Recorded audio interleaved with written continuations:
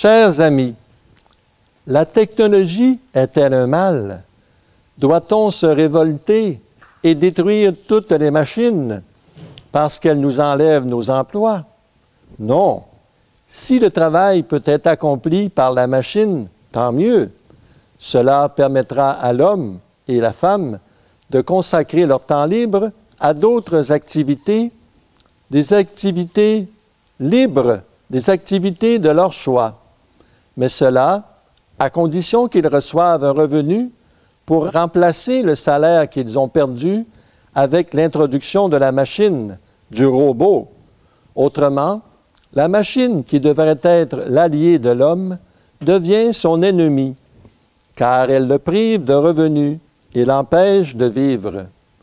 En 1850, alors que les manufactures venaient à peine d'apparaître au tout début de la révolution industrielle, l'homme accomplissait 20% du travail, l'animal 50% et la machine 30%.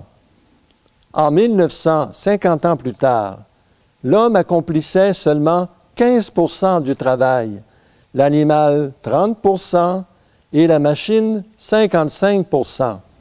Et en 1950, un autre 50 ans plus tard, l'homme ne faisait que 6% du travail et les machines accomplissaient tout le reste, 94%.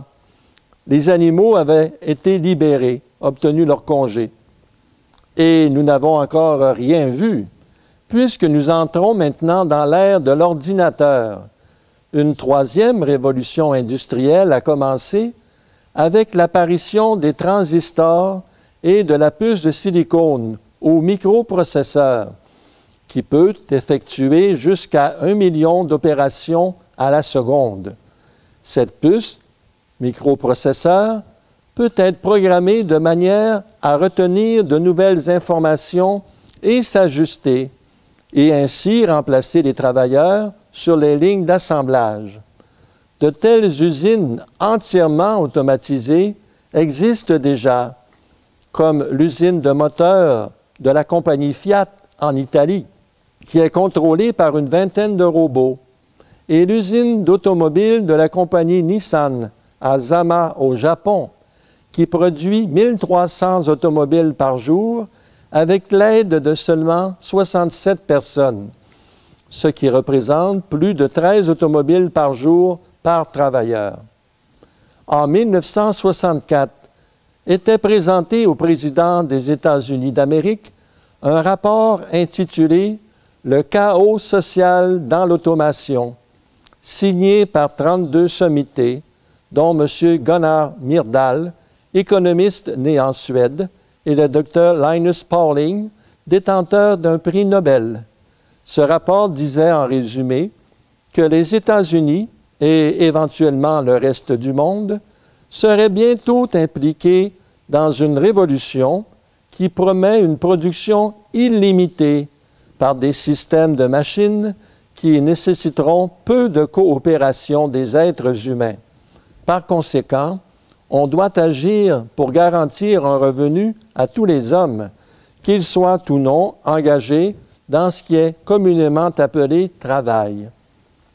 Dans son livre intitulé « La fin du travail », publié en 1995, l'auteur américain Jeremy Rifkin cite une étude suisse selon laquelle, d'ici 30 ans, moins de 2% de la main-d'œuvre suffira à produire la totalité des biens dont le monde a besoin. Rifkin affirme que 3 travailleurs sur 4, des commis jusqu'aux chirurgiens, seront éventuellement remplacés par des machines guidées par ordinateur. Si le règlement qui limite la distribution d'un revenu à ceux qui sont employés seulement n'est pas changé, la société se dirige tout droit vers le chaos. Il serait tout simplement absurde et ridicule de taxer 2% des travailleurs pour faire vivre 98% de chômeurs. Il faut absolument une source de revenus non liée à l'emploi. Si on veut persister à tenir tout le monde, hommes et femmes, employés dans la production, même si la production pour satisfaire les besoins de base est déjà toute faite, et cela avec de moins en moins de labeur humain, alors il faut créer de nouveaux emplois complètement inutiles et dans le but de justifier ces emplois, créer de nouveaux besoins artificiels par une avalanche de publicité pour que les gens achètent des produits dont ils n'ont pas réellement besoin. C'est ce qu'on appelle la société de consommation. De même, on fabriquera des produits dans le but qu'ils durent le moins longtemps possible, dans le but d'en vendre plus et faire plus d'argent, ce qui entraîne un gaspillage non nécessaire des ressources naturelles et la destruction de l'environnement. C'est ce qu'on appelle, en termes techniques, l'obsolescence programmée. Aussi, on persistera à maintenir des travaux qui ne nécessitent aucun effort de créativité, qui ne demandent que des efforts mécaniques, qui pourraient facilement être faits uniquement par des machines, des travaux où l'employé n'a aucune chance de développer sa personnalité.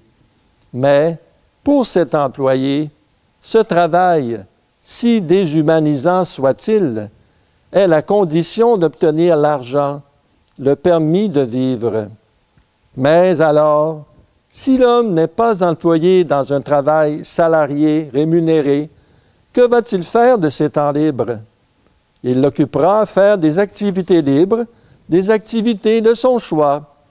C'est justement dans ces temps libres que l'homme peut vraiment développer sa personnalité, développer les talents que Dieu lui a donnés et les utiliser à bon escient.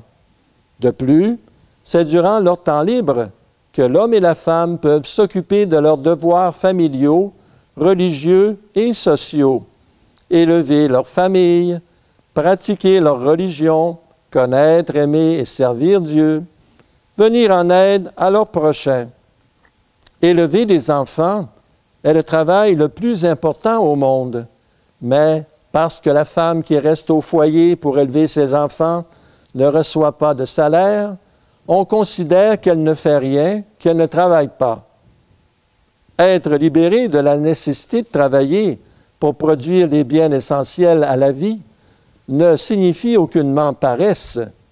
Cela signifie tout simplement que l'individu est alors en position de choisir l'activité qui l'intéresse.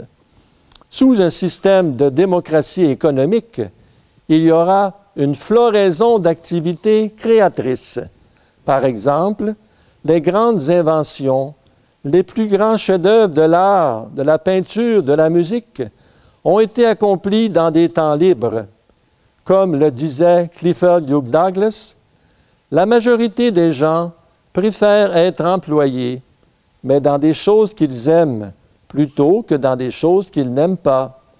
Les propositions de la démocratie économique ne visent aucunement à produire une nation de paresseux.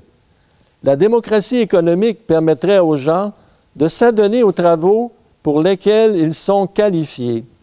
Un travail que vous faites bien est un travail que vous aimez, et un travail que vous aimez est un travail que vous faites bien.